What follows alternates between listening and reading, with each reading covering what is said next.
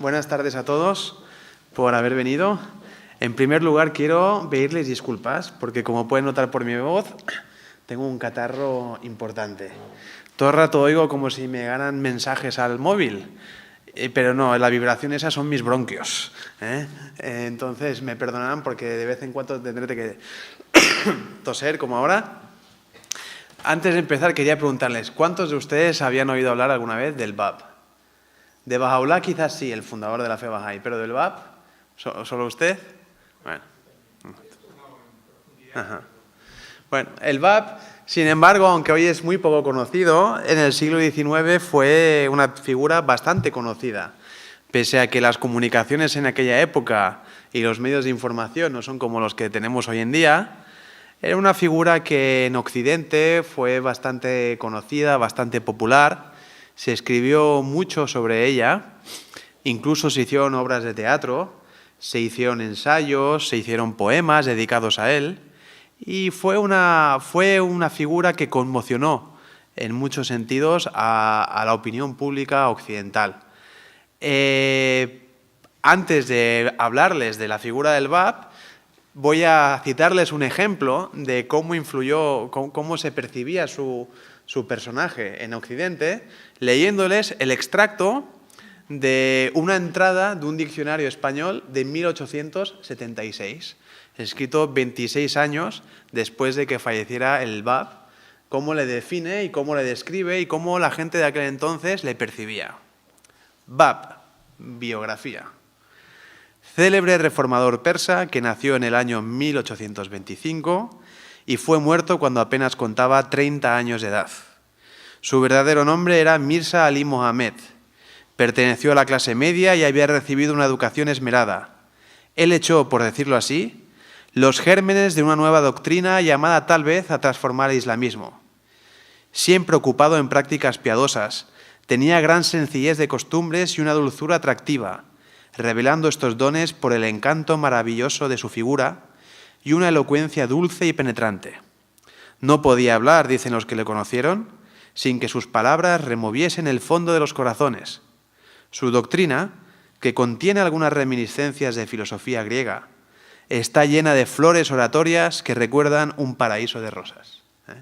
Esto se decía en 1876 sobre el Bab. Hay muchos errores en esta pequeña cita que yo les he dado, pero sí que ayuda a entender un poco qué clase de admiración había hacia él, ¿no?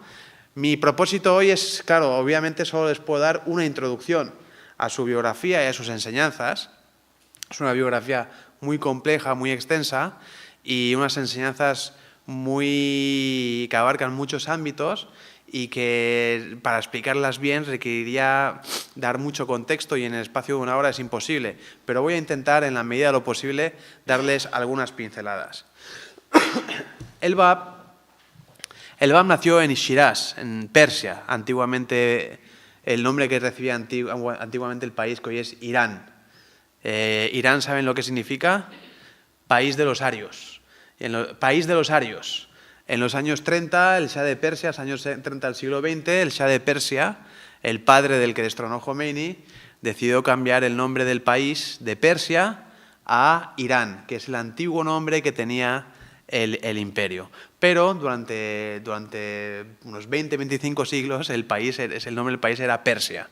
Entonces podemos decir lengua persa, lengua farsí, y nos estamos refiriendo a la lengua de Irán. Bueno, el Bab nació en Shiraz, en Persia, en 1819, en el seno de una familia de mercaderes.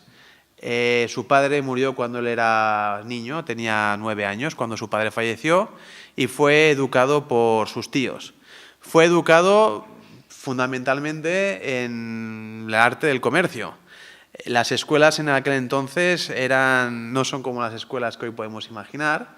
Las escuelas eran pequeñas madrasas que consistían en ir a casa del clérigo del barrio y a base de repetir y repetir y repetir, aprender el Corán. Sin que ello significara aprender la lengua árabe. Era una enseñanza muy básica, muy fundamental, que los hijos de los mercaderes seguían para tener 4 rudimentos del idioma persa y de cálculo y álgebra y poco más. Recibió una educación de apenas unos pocos años y sus biógrafos dicen que fue su profesor que un día acudió a su tío y le pidió que su hijo dejara asistir a las clases, porque este niño, decía el profesor, evidenciaba una inteligencia sobrenatural. Contestaba preguntas que otros alumnos planteaban que eran extremadamente complejas, de ámbito religioso, y el profesor consideraba que ese niño tenía un conocimiento innato. Así que dijo a su tío: no lo quiero yo en mi clase, no, este chico no necesita venir a mi clase. Ese profesor, décadas después, sería un seguidor del BAP y sería uno de los miles de seguidores del BAP que fueron ejecutados por seguirle. Luego les hablaré de esos episodios. El BAP, entonces, como les decía, se crió en una familia de mercaderes, se inició en la práctica del comercio y él nació y creció en un momento en que tanto en Occidente como en Oriente había grandes expectativas mesiánicas. En torno al año 1844, en el mundo cristiano, muchos movimientos de corte milenarista, como los adventistas, los testigos de Jehová, incluso los mormones y otros muchos, tenían puestas sus esperanzas en que en ese año sería la llegada de Cristo, la venida de Cristo. Ese mismo año correspondía en el calendario chiita al año 1260, el calendario chiita. También los musulmanes chiitas esperaban el advenimiento de su prometido, el 12º imán, el imán Mehdi, que habría de llegar 1000 años después de su desaparición. Su desaparición fue en el año 260, después de la Égira, en el calendario chiita. Su vuelta, pensaban los musulmanes chiitas, habría de ser en el año 1260 de su calendario, que equivale al 1844 de nuestro calendario. Así que tanto en el mundo oriental, tanto en una parte del mundo islámico como en una parte del mundo cristiano, había una fuerte expectativa mesiánica, la esperanza de la venida del prometido. También entre los judíos hubo ciertos movimientos en aquellos años, incluso entre los zoroastrianos. Bueno, en medio de todo ese contexto, el BAP, cuyo nombre verdadero, como ha dicho este artículo, era Seyyed Ali Muhammad. Seyyed quiere decir que es descendiente de Mahoma, es un título honorífico. Ali Muhammad era su nombre. En aquella época no existían los apellidos. Así que su nombre completo era Seyyed Ali Muhammad Shirazi, es decir, Ali Muhammad de Shiraz, que es descendiente del profeta Mahoma, es decir, Seyyed. No había apellidos en aquella época en Persia. Ese es su nombre, Seyyed Ali Muhammad Shirazi. Bueno, pues él proclama ser un enviado de Dios, cuyo objetivo fundamental es preparar a la humanidad para el advenimiento de esa gran figura profética anunciada por todas las religiones, que habría de unificar al género humano, que debería establecer el reino de Dios en la tierra y que debería traer una era de prosperidad, de paz y de justicia para toda la humanidad. Y él proclama ser un enviado de Dios, como aquel que él anuncia, pero él su heraldo. Entonces, todas las enseñanzas del BAP giran en torno a esta idea, a anunciar la venida de ese que él denomina como aquel a quien Dios hará manifiesto. Pronto, las enseñanzas del BAP, que también tienen muchas implicaciones sociales y son también enseñanzas a favor del progreso social y de cambios profundos en la mentalidad humana, pronto las enseñanzas del BAP y sus seguidores se ven confrontados con la oposición de los líderes religiosos y la oposición de los líderes políticos, fundamentalmente del Shah de Persia, Muhammad Shah. Como les decía antes, no había apellidos, Muhammad Shah, el Shah Muhammad, y de su primer ministro, Mirza Aghazi. El Bab es encarcelado en varias ocasiones, es torturado en varias ocasiones. En 1848 es interrogado por un grupo de clérigos en la ciudad de Tabriz. A ese interrogatorio asiste el que sería después el monarca de Persia, Nasiruddin Shah. Se le interroga sobre qué es lo que le está proclamando ser, y él abiertamente ante las máximas autoridades religiosas y ante el príncipe heredero declara ser el enviado de Dios para esta época, cuya misión es anunciar la venida de ese prometido de todas las edades y de todas las religiones. Se intenta que sea condenado a muerte, pero debido a su linaje, debido a que es descendiente del profeta Mahoma y debido a que parte de las autoridades políticas no quieren tener demasiados problemas, en ese primer momento no se le condena a muerte, pero en su lugar se le destierra a Moscú, que es una remota población en el noroeste de lo que hoy es Irán, en la zona montañosa aledaña a Azerbaiyán, en una fortaleza perdida en una montaña remota, fría y lúgubre, donde permanece cerca de 2 años. De ahí es transferido a otra prisión aún más lejos, más remota todavía, la prisión de Shirih.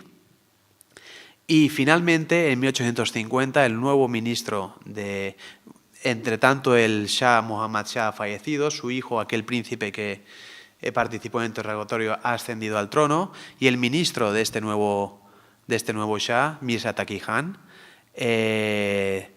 al final decide que lo mejor para acabar con el movimiento del Bab es ordenar la propia ejecución del Bab. Y el Bab es ejecutado un 9 de julio de 1850.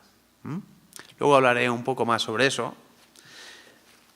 Entre tanto, piensen, el momento en el que el Bab declara su misión es un 23 de mayo de 1844. Y cuando es ejecutado es un 9 de julio, como acabo de decir, de 1850. Eso quiere decir que su ministerio abarca tan solo 6 años. En esos 6 años, varios miles de sus seguidores son ejecutados.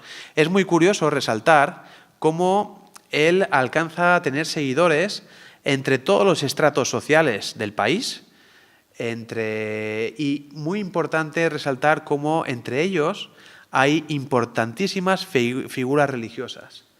Muchas personas pertenecientes al clero musulmán, al clero chiita, se convierten a la causa del Bab, abandonan el Islam y se convierten a la causa del Bab. Un hecho muy notable, que es de hecho el que desencadena una buena parte de las persecuciones hacia él, es que el Shah de Persia, Mohammad Shah, que he mencionado antes, en un momento en que está considerando la posibilidad de entrevistarse con el Bab en persona, decide enviar a un emisario para que se entreviste con él. Se le conoce como Vahid, su nombre es Sayyid Vahid Darabi. Se entreviste con él, indague sobre su persona y le remita esta información. Este emisario era uno de los miembros más importantes del clero en el país. Era un asesor directo del Shah de Persia en cuestiones religiosas.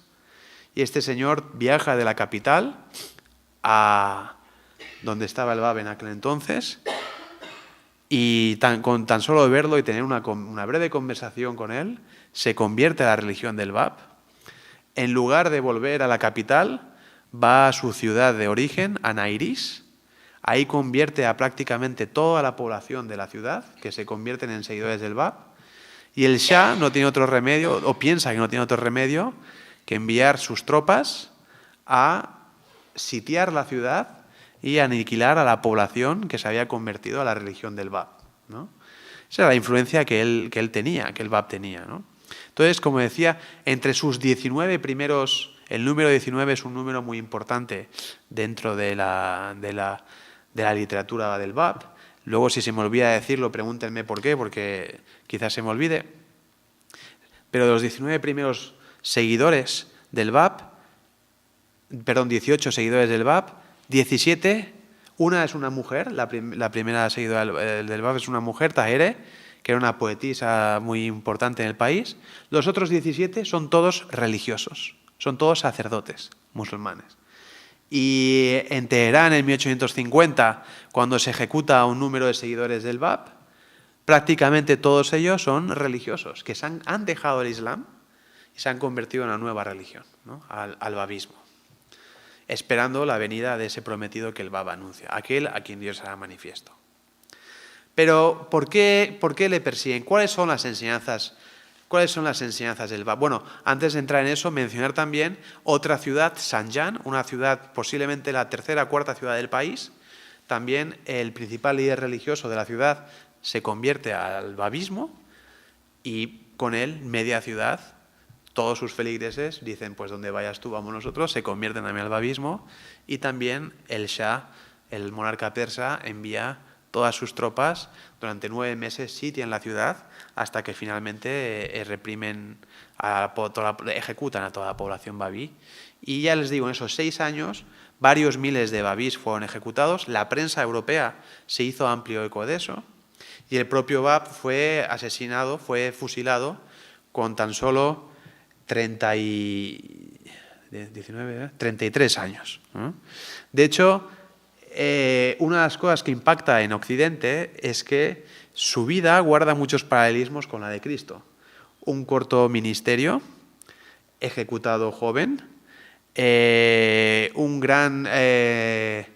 unas grandes revueltas sociales durante su vida, ¿no? Una vida marcada por la persecución, y muchos intelectuales europeos le comparan un poco con Cristo, ¿no? Y a sus seguidores les comparan con los primeros cristianos. Eso luego, si acaso, ya lo mencionaré en más profundidad. Entonces, ¿qué es lo que enseña el Bab? ¿Qué es lo que dice el Bab para armar tanto revuelo y causar tanta conmoción al punto de que se formaran las carnicerías que se formaron y se levantara la persecución que se levantó contra él y contra sus seguidores? Perdón. Me veo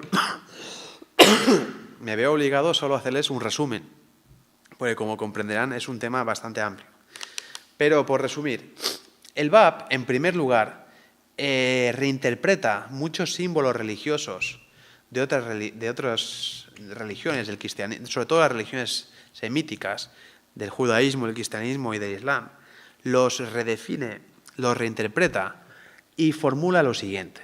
Él dice: Dios es incognoscible al ser humano. El ser humano no puede conocer a Dios, es imposible. Él es infinito, el universo es finito. Es imposible que lo causado pueda comprender y pueda conocer a la causa, como si una escultura pudiera conocer o comprender a su escultor. Es imposible, ¿no? Por lo tanto, es imposible que entre el ser humano y Dios haya acceso directo. No hay un acceso directo. Necesariamente, entre el ser humano y Dios tiene que haber un intermediario. Ese intermediario es la voluntad primera.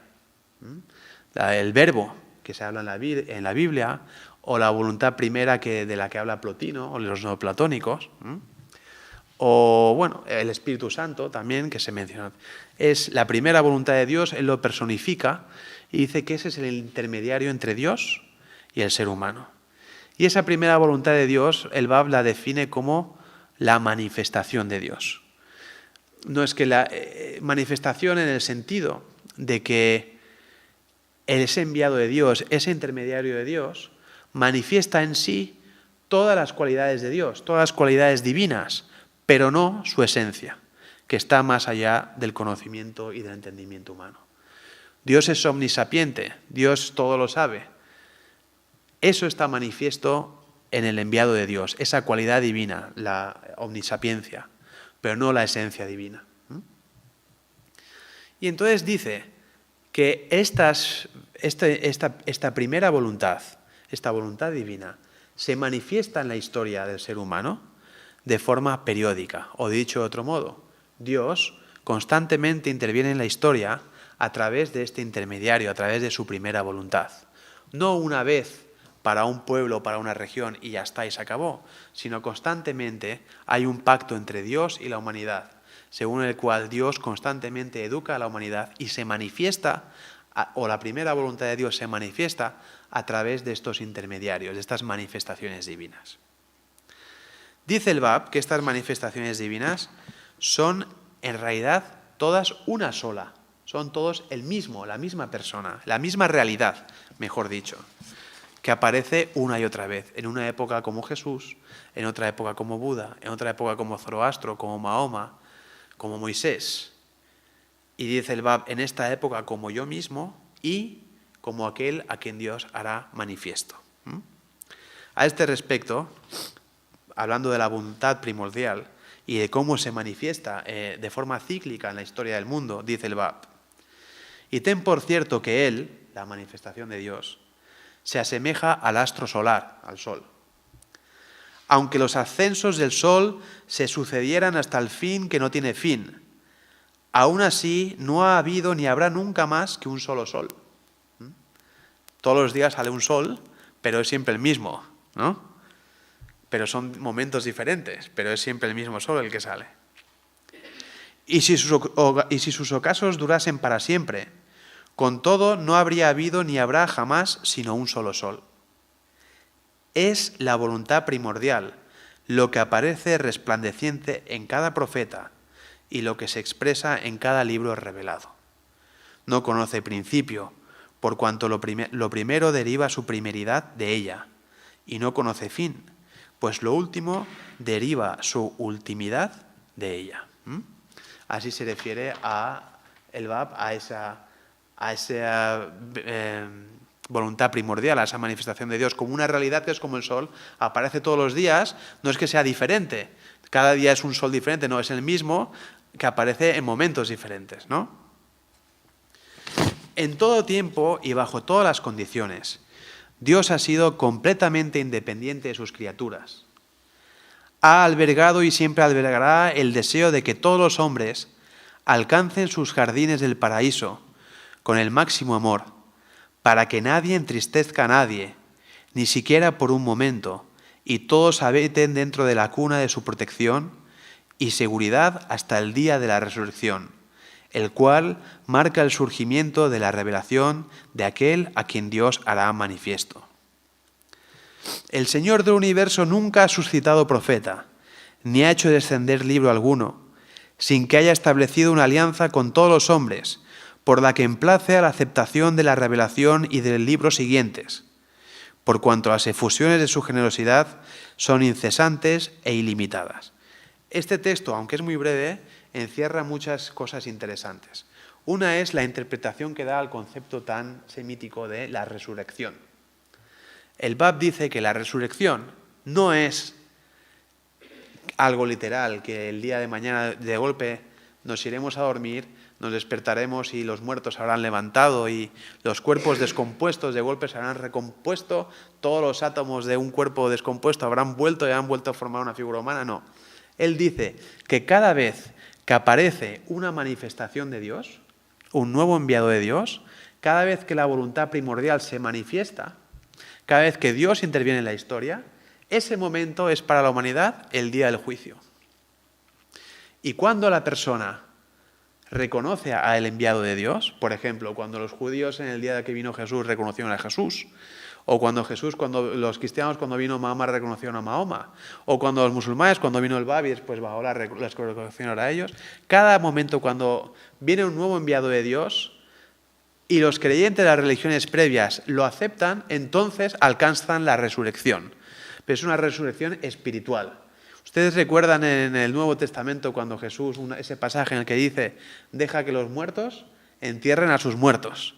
Está hablando de dos tipos de muertos. Un muerto, el que iba al hoyo, y unos muertos que eran los que le iban a enterrar. No estaban muertos, estaban vivos.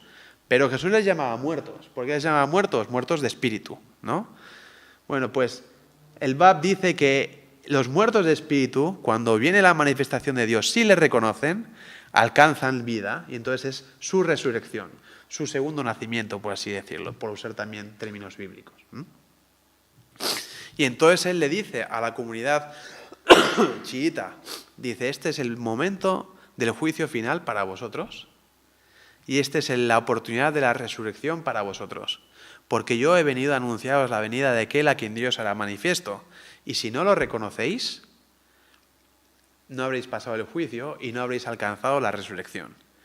Evidentemente, para la mentalidad de época, ellos interpretaban esos conceptos de forma literal, y no podían aceptar la forma simbólica, espiritual, en la que la interpretaba el propio Bab.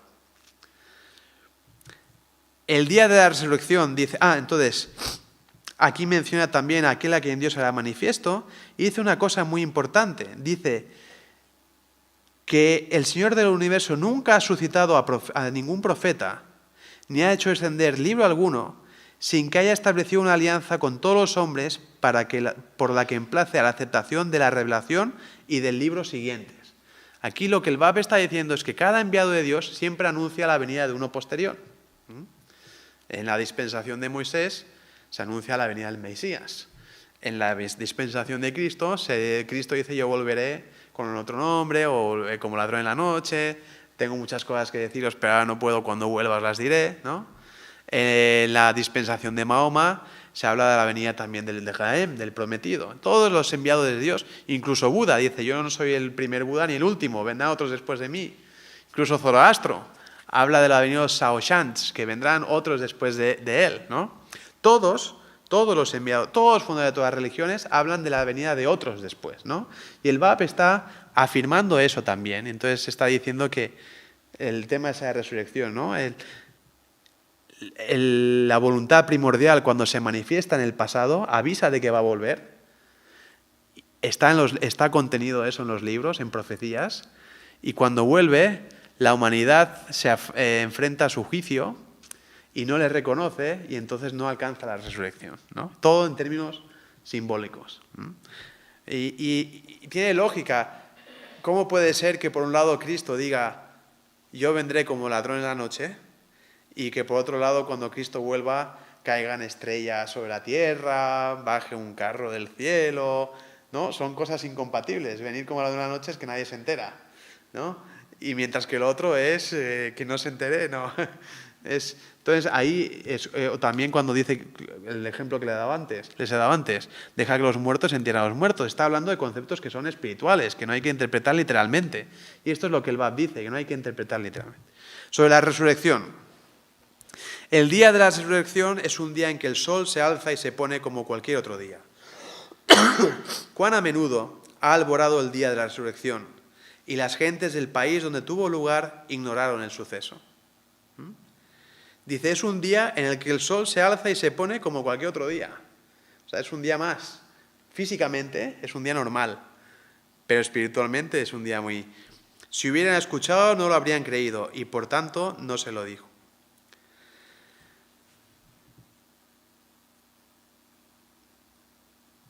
En otros pasajes, esto en cuanto a sus expectativas mesiánicas, la venida de aquel a quien Dios ha manifiesto, etcétera, etcétera. En otros pasajes, de hecho es un hilo que está presente en todos sus escritos, él insiste en al mismo tiempo que nos recuerda que Dios es incognoscible y es inalcanzable para nosotros, al mismo tiempo nos dice, sin embargo, que Dios está presente en todo. Y eso en Occidente se interpretó mal y se le acusó al Bab de ser panteísta. Pero en realidad no es un posicionamiento panteísta. El Bab dice que toda la creación, todo el universo, todo emana de Dios. Sin embargo, no es Dios mismo. Es como los rayos del sol. Los rayos del sol emanan del sol, provienen del sol, deben su existencia al sol. Sin embargo, no son el sol mismo, ¿no? Son misma sustancia, pero diferente ente, ¿verdad? No son la misma realidad. De la misma manera dice que nosotros somos una emanación de Dios. Nuestro espíritu emana de Dios. Es un reflejo, es un espejo diminuto que puede reflejar las capacidades y las cualidades de Dios. Y eso es algo que recuerda permanentemente a sus creyentes y en sus escritos. Y él organiza todo un sistema en sus leyes, en sus enseñanzas, para que el ser humano esté permanentemente en recuerdo de Dios y permanentemente y nunca pueda olvidar que Dios está en todo y que todo debe su existencia a Dios. Por ejemplo, el Bab trae un nuevo calendario de 19 meses con 19 días cada mes. Cada nombre de cada mes corresponde a un atributo divino. Y cada nombre de cada día corresponde también a un atributo divino, a un nombre de Dios. De manera que el que usa ese calendario está constantemente en recuerdo de las capacidades de Dios. Debo decir, no lo he dicho antes, él abroga la ley islámica, la Sharia islámica la abroga completamente. Instaura las leyes nuevas. Y entre esas leyes nuevas, por ejemplo, instaura cómo ha de ser el reparto de la herencia. Y él da unas cifras muy concretas, de tantas, una entre 2000 no sé cuántas fracciones. Todo eso obedece a una gematría que equivale a nombres de divinos, atributos divinos, para que hasta en eso, algo tan así como el reparto de la herencia, esté presente siempre el nombre de Dios, las cualidades de Dios, etcétera, etcétera.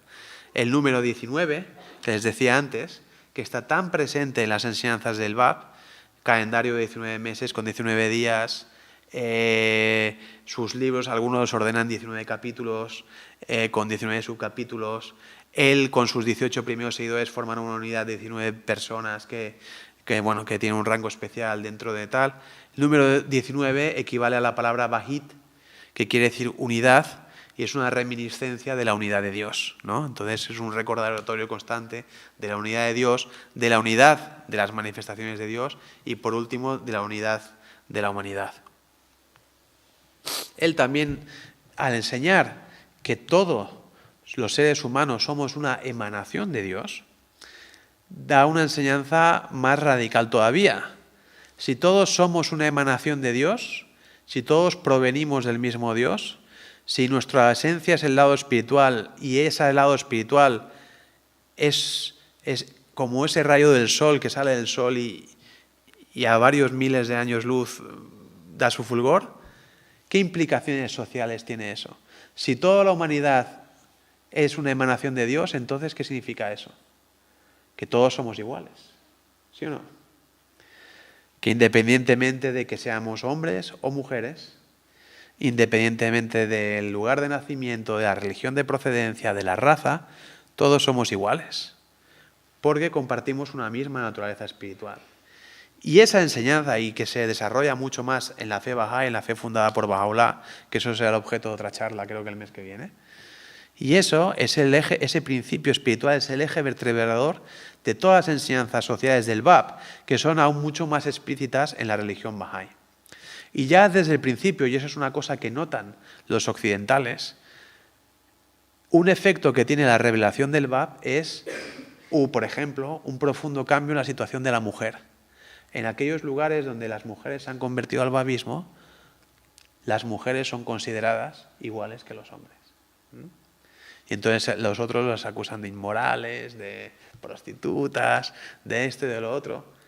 Pero una cosa que fascina a los occidentales es que en este país todas las mujeres son doblegadas, son objetos, son muebles. Sin embargo, cuando ves una mujer que destaca en algo, enseguida es que es babí, es que es una seguidora del Bab. Solo entre los babís la mujer es igual. Un ejemplo, ¿no? La esclavitud desaparece, ¿no? Por ejemplo, no puede haber un hombre por debajo de otro hombre, un ser humano por debajo de otro ser humano, porque todos compartimos una misma. Entonces, es una enseñanza espiritual, es una enseñanza religiosa, pero tiene profundísimas implicaciones sociales. Decir que todos compartimos una misma esencia espiritual tiene profundísimas consecuencias sociales revolucionarias. Y todo eso se desarrolla muchísimo más en la dispensación de Baha'u'lláh, en los escritos de Baha'u'lláh y en la fe Bahá'í. Perdónenme, ¿eh? Yo espero que no les entren los gérmenes por los altavoces, pero bueno. Entonces, todo esto, estas enseñanzas religiosas revolucionarias, esos cambios sociales que la venida de Baha'u'lláh del Bab trae entre sus seguidores y entre amplios espectros de la población, el hecho que abrogue la Sharia islámica, la ley islámica, todo eso provoca el recelo de las autoridades religiosas y civiles. Las autoridades religiosas porque ven que muchos de sus suyos están abandonando el Islam y que ellos están perdiendo el poder y que sus compañeros de seminario, de púlpito, líderes de mezquitas, se están yendo. Y entonces, para ellos, a una herejía. Entonces, para ellos y las autoridades civiles, porque ven que lo mismo, que hay todo un movimiento social que se está engendrando. El BAP jamás quiso inmiscuirse en ninguna cuestión política, ni ningún poder terrenal, ni nada por el estilo. Sin embargo, las autoridades civiles sí que tenían mucho miedo de que algo así pudiera llegar a suceder. Así que ambos poderes se coaligaron para reprimir la religión del BAP y para reprimir el babismo. No lo consiguieron, y un ejemplo es que yo venga hoy a hablarles a ustedes de él, porque cuántos reformadores hubo en el siglo XIX y pensadores y filósofos, y antes que el BAP muchos, casi muchos olvidados, pero él no está olvidado, así que la represión no fue exitosa. Luego les voy a enseñar unas fotos. Yo quiero hablarles de algunos españoles que escribieron en el siglo XIX sobre la avenida sobre el BAP. Este es Adolfo Rivadeneira, fue un cónsul español en Persia y escribió un libro en 3 volúmenes en el viaje interior de Persia, dedicó varias páginas a hablar del BAP. Y dice, recientemente el extraño fenómeno histórico de la aparición y difusión del babismo ha hecho patente el vigor intelectual y moral de aquella raza, se refiere a los persas, que tal vez renazca y se eleve de nuevo a la altura de las razas de Europa, sus hermanas, cuando un principio más fecundo y más noble venga a despertarla y agitarla. Estaba haciendo una crítica del Islam, pero dice, ojalá estos acepten el babismo, porque acabarán, en su mentalidad etnocentrista, acabarán siendo como las razas de Europa. Juan Valera, el escritor Juan Valera, conocen, diputado, diplomático y escritor, autor de Pepita Jiménez. Todavía a mediados de este siglo, en 1847, ha aparecido en Persia una religión nueva que ha hecho correr la sangre a ríos y ha dado al mundo millares de mártires. La moral de esta religión es purísima y dulce, sus libros sagrados muy poéticos, su creencia y su amor en Dios y a Dios profundos. Emilia Pardo Bazán. La nueva religión en el terreno teológico era una especie de reforma en sentido panteístico. Este es el error del que les hablaba. En el terreno social, una creencia suave, caritativa, progresiva y humana, sobre todo comparada a la que intentaba sustituir. Esta es otra idea muy permanente en los pensadores occidentales. El BAP no venía a reformar un país, a cambiar un sistema político por otro, ni siquiera a sustituir una religión por otra o reformar una religión.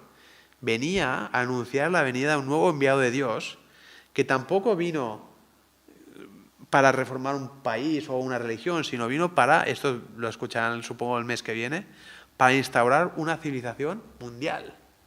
No vino para, tenemos ahora un problema, vamos a cambiar este problema ahora, sino para traer una civilización mundial que dure milenios, ¿no? Entonces, no es un simple reformador, es algo más, un arquitecto de una civilización, que no es lo mismo que un reformador, ¿vale? Entre sus dogmas se contaban y se cuentan, porque todavía Persia está llena de babistas, la inviolabilidad del domicilio y de la correspondencia, la cordialidad de las relaciones, el respeto a la mujer, los derechos de ésta ampliamente reconocidos, la clemencia en la educación, la proscripción de toda violencia, la compasión, la hospitalidad, la monogamia, el tráfico comercial, el trabajo honrado como ley de la vida y multitud de ideas que francamente parecen muy buenas, sabias y útiles y en el fondo son esencialmente cristianas. Esto es otra cosa que hacían muchos escritores de la época, decir, esto es bueno porque se parece a lo nuestro. Antes de finalizar, quería enseñarles algunas fotografías que me ayudarán a ampliar algunas explicaciones que les he dado.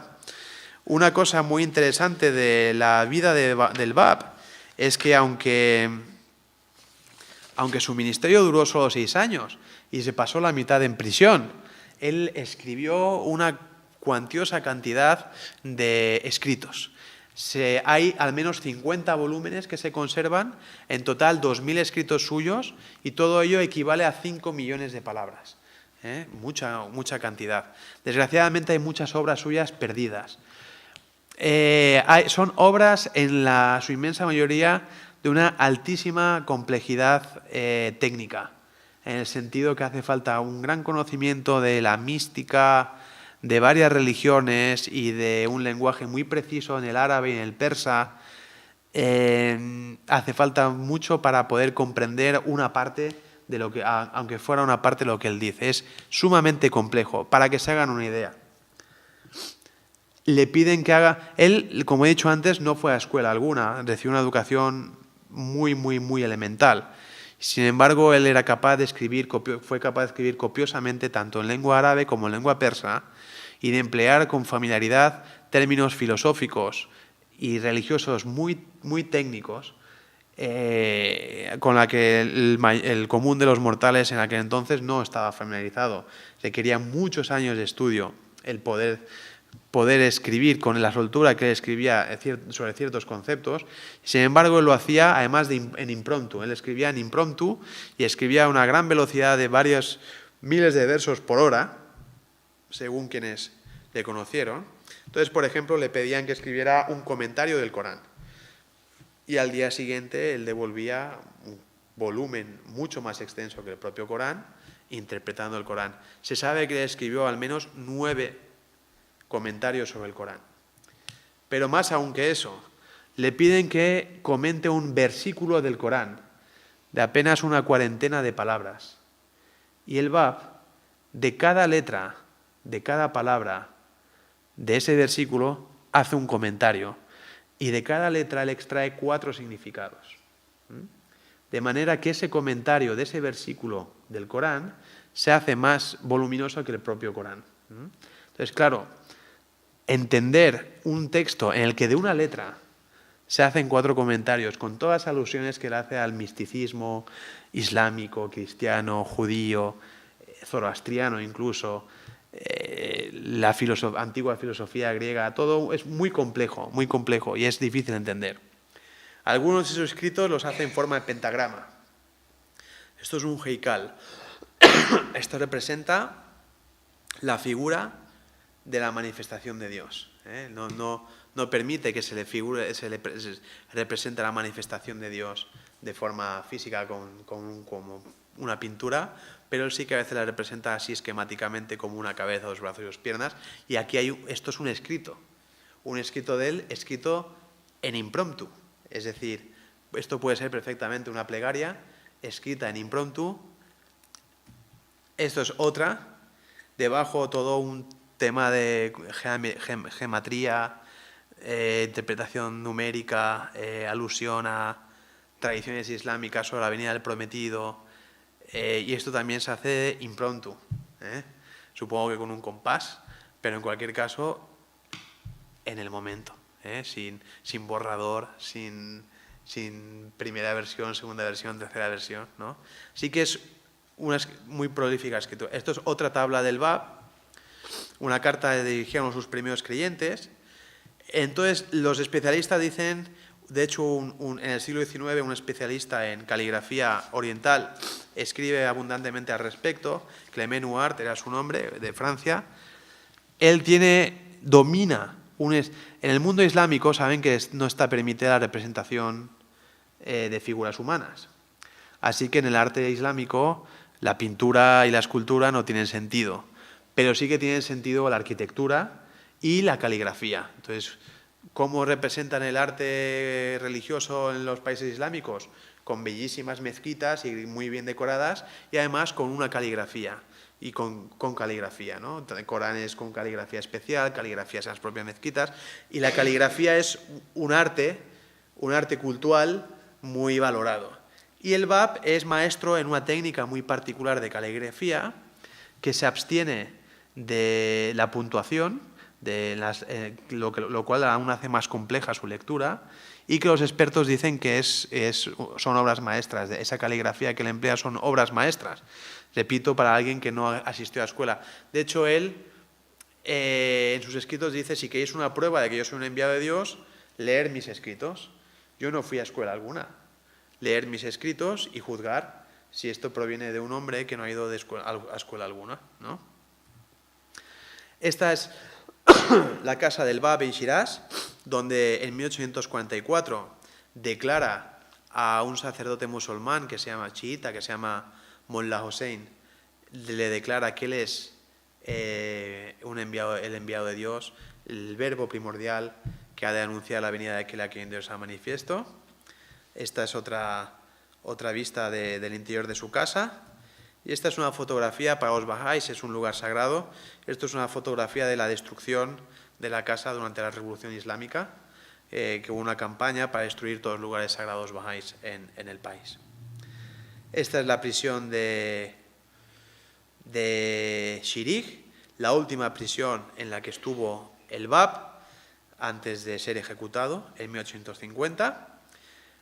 Se cuenta que el motivo de que se trasladara estaban ambas en lugares remotos, el motivo de que se trasladara de Moscú aún más lejos a Shirig es que la población de la zona se hicieron seguidores de él, los guardias se hicieron seguidores de él y permitían que constantemente sus seguidores viajaran y le visitaran. Y como no querían que eso sucediera, le alejaron aún más, le restringieron aún más los movimientos para intentar cortar todo enlace con sus seguidores fuera de prisión. Estando en esta prisión, él pide una vela para poder escribir y se la niegan, y esto lo enlazaré con una foto que les enseñaré después. Después de ser ejecutado, un cónsul británico y un misionero británico visitan su celda. Por curiosidad, porque preguntan, estaban interesados en su figura, entran en su celda y se encuentran sacos y sacos de sus escritos, que no se sabe dónde estarán. Se encuentran sacos. Los datos que se ha dado de 2.000 documentos, 5 millones de palabras, son los que se conservan en los archivos bahá'ís. Pero este misionero que escribe una carta a una sociedad orientalista en Norteamérica dice que se encuentran sacos y sacos con sus escritos, que se los queda el cónsul británico y él manda a dos muestras y dice: he intentado que algunas personas sabias del lugar lo lean y me digan lo que es, y me dicen que no pueden entenderlo. Esta es la prisión de Moscú, donde estuvo también el Bab antes de estar en la prisión de Shirig. Este es el lugar donde fue ejecutado. No sé si ven la cruz, ahí a la derecha, hay una X, marca este es el mercado de la ciudad de Tabriz. La forma en que fue ejecutado, el Bab merece ser mencionada. Primero déjenme leerles una noticia que se publicó aquí en Barcelona sobre la ejecución del Bab. Dice: cartas de Teherán anuncian que ha sido fusilado en Tabriz con 12 de sus partidarios el jefe de la religión de los babís. Uno de los principales dogmas de esta religión es la proclamación de los derechos fundamentales de la mujer. Y así es sumamente excesivo el número de prosélitos que adquiere cada día entre el bello sexo. Esto se publicaba aquí en 1850. En realidad no fue ejecutado con 12 de sus discípulos, sino con solo uno.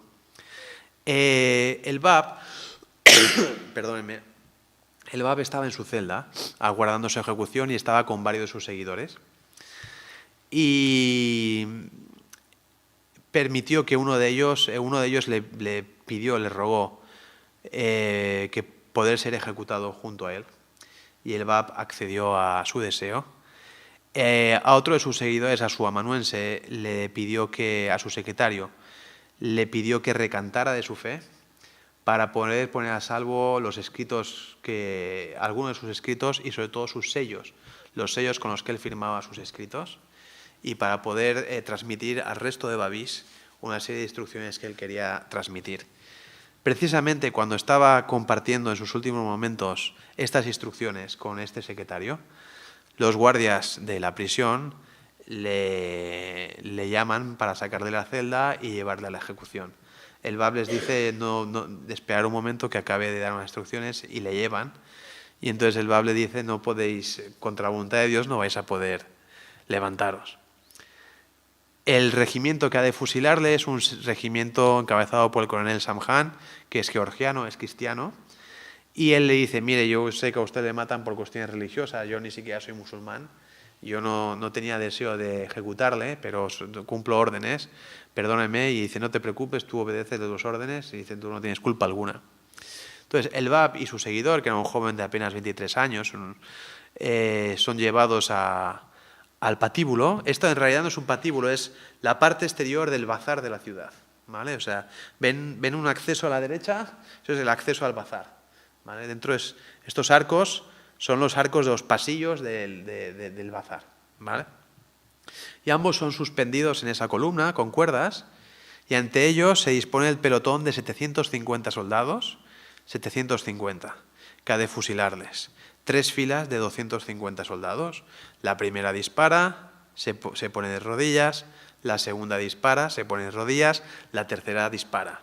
Cuando se va el humo de todos los mosquetones, la muchedumbre que está que abarrota el lugar, es una plaza mucho más amplia de lo que aquí se ve, pues contempla atónita que el BAP no está. Que el BAP no está y que Anís, el joven sigue suspendido de la cuerda intacto. Entonces se levanta una gran conmoción en Tabriz. Milagro, milagro, milagro. Le buscan por todas partes. ¿Y dónde encuentran al BAP? En su celda. Encuentra al BAP en su celda y entonces el BAP le dice a sus captores: ahora ya sí podéis ejecutarme. Y entonces le llevan una segunda ocasión al patíbulo, se repite el fusilamiento y esta vez sí es ejecutado. El conde Gobineau, el famoso conde Gobineau, el racista, el que escribió La desigualdad de las razas humanas, también escribió un libro en el que 11 capítulos, la mayor parte de los capítulos estaban dedicados a hablar del BAP y del babismo. Se llamaba Las religiones y filosofías de Asia Central. En realidad es un libro dedicado al BAP y al babismo. Él fue diplomático en Persia y tuvo mucho interés por el movimiento babí. Y él reflexiona: ay, si el BAP, en lugar de meterse en su celda, se hubiera ido a otro sitio, ¿cuál hubiera sido su destino si hubiera dicho a todo el mundo que eso era un milagro? Esa es la versión de él, ¿no?, visto por un occidental desde fuera. La versión de sus seguidores es que el BAP estaba contento de aceptar el martirio, pero quería acabar de poder dar sus instrucciones y entonces pues sobrevivió al primer fusilamiento y se dejó matar en el segundo. Y este es el lugar donde hoy está enterrado el cuerpo del BAP. El cuerpo fue tirado a los arrabales de la ciudad, con unos guardias apostados para que nadie pudiera apoderarse de los restos del BAP. Sin embargo, algunos de sus seguidores pudieron ir y, aprovechando la distracción de los guardias que estaban por ahí cuidando de los cadáveres tanto del BAP como de su seguidor, que en realidad eran ya dos cuerpos, después de 750 balas, eran ya dos cuerpos totalmente entremezclados. Las cabezas se podían diferenciar, pero el resto prácticamente no. Consiguieron rescatar el cuerpo y durante 59 años el cuerpo del BAP estuvo escondido, hasta que finalmente fue enterrado en un lugar designado por Bahá'u'lláh, el fundador de la fe Bahá'í, en las faldas del Monte Carmelo. Estas son las faldas del Monte Carmelo en Israel. Y observen la foto de la izquierda, ahí es mi izquierda, su derecha. La luz de esa cúpula dorada y la luz de ese tal es un homenaje a ese momento en que él pidió una vela y ni siquiera una vela le dieron. Ahora su tumba en sí mismo es una vela.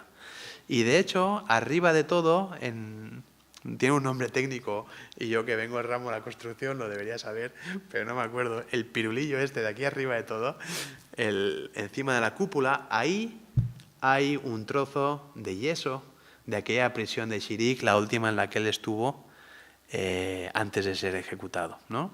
Y eso nos invita a la reflexión.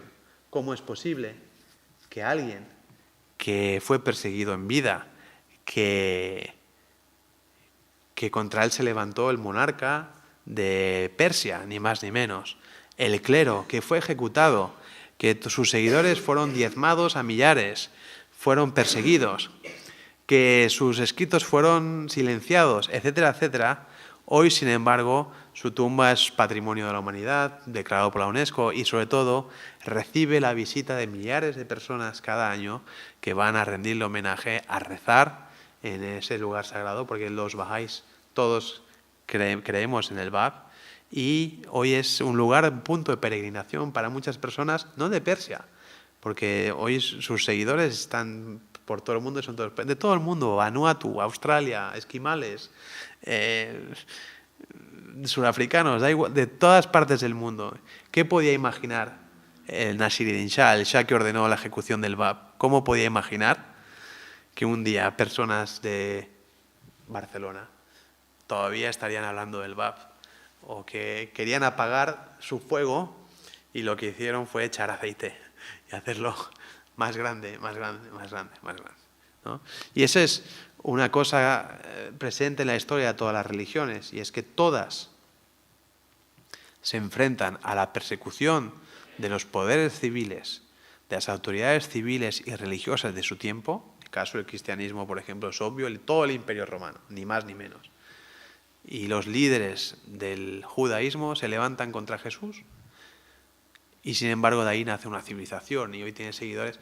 Como los fundadores de todas las religiones, pese a la persecución a la que se ven sometidos, sus enseñanzas se abren paso en la historia y son capaces y consiguen transformar los corazones de miles de personas y de crear devoción en millares de seres humanos a lo largo de la historia. Ese es un misterio de las religiones. Es lo que las distingue de los movimientos políticos, de los movimientos filosóficos, que tienen un efecto, pero es limitado en el tiempo, limitado en el espacio. Sin embargo, las revelaciones divinas tienen el efecto de sobreponerse a cualquier oposición y tener un efecto extenso en el tiempo y extenso también en el espacio.